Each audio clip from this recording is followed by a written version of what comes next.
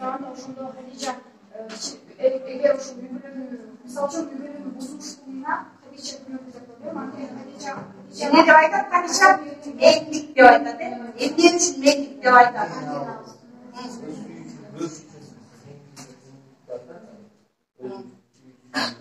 Алатоо пирамидасы бар. Алатоо пирамидасын ротация айырмасында иштейбиз. Кайсы топто кайсы түшкөсү ошону жазабыз деп. Мен 2 минуттан кийин ротация дейм, барактар ротацияланат.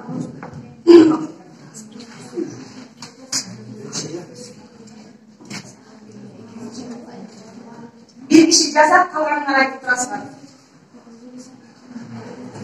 Айтып тургула.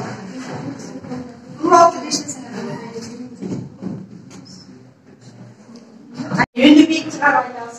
Чыңгыз Айтматовдун башчысы, Чыңгыз Айтматовдун аты Чыңгыз Айтматов 1918-жылы 12 декабрда келип чыгышы. Атасы Надима Хамзиевна, атасы Төрөкул Айтматов касиетти жашоо укугун көз карашты күчөтүп, максаты адамдарга акыл кыргыз жазуучуларды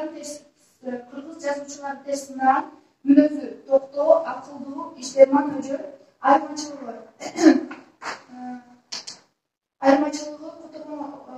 башка чыгармаларды кыргыз тилине которгонго да чоң салым кошкон.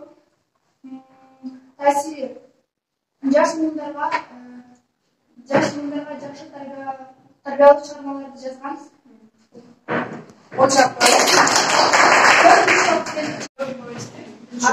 Аты Деңиз көлүнө жоккон ала дөбөт, келип чыгышы 1981-жыл. Мазмуну 4 адамдын деңизге чыгуусу жана аталарды өздөрүнө кылып, эңерде баланын аман алышы. Максаты кичинекей балдарга камтылуу, көлөмү чакан эмес, пайдасы улууга урмат, кичүүгө ызаттоо, зыяны өзүнүн сободиге салуу. Таасири эч качан кыйынчылыкка берилбей, кыйынчылык менен күрөшүү. Окуштуу акими жана Саманчынын жолу чыгармасында толгойбой өз өмүрүн кайын койгон.